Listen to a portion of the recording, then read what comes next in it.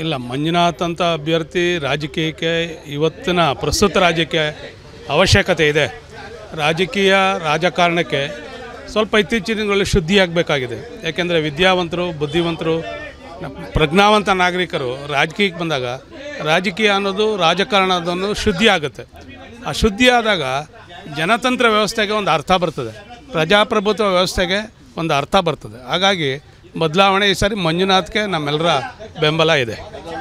ಬದಲಾವಣೆ ಖಂಡಿತ ಬೇಕು. ಅವರವರ ಅಭಿಪ್ರಾಯ. ಈಗ ನಾನು ಹೇಳೋದೇನು ಅಂತಂದರೆ, ರಾಜಕಾರಣ ಮಾಡಬೇಕು ಅಂದರೆ ಇವರೇ ಮಾಡಬೇಕು ಅವರೇ ಮಾಡಬೇಕು ಅಂತ ಏನಿಲ್ಲ. ಇವತ್ತು ರಾಜಕಾರಣಿಗಳು ಮಕ್ಕಳು ರಾಜಕೀಯ ಮಾಡ್ತಾ ಹೋದರೆ ಪ್ರಜಾತಂತ್ರ ವ್ಯವಸ್ಥೆಯಲ್ಲಿ ನಿಜವಾದಂಥ ಸಮಾಜ ಸೇವಕರು, ನಿಜವಾದಂಥ ಪ್ರಜಾಪ್ರಭುತ್ವಕ್ಕೆ ಬದ್ಧತೆ ಉಳ್ಳುವಂಥ ಜನ, ಪ್ರಜಾಪ್ರಭುತ್ವದ ಮೌಲ್ಯವನ್ನು ಎತ್ತಿಡಿಯುವಂಥ ಜನ ಬೇಕಾಗಿದೆಯಲ್ಲ, ಅಂಥ ದಾರಿಯಲ್ಲಿ ಮಂಜುನಾಥ್ ಕೂಡ ಒಬ್ಬರು ಅಂತ ನಾನು ಭಾವಿಸ್ಕೊಂಡಿದ್ದೀನಿ.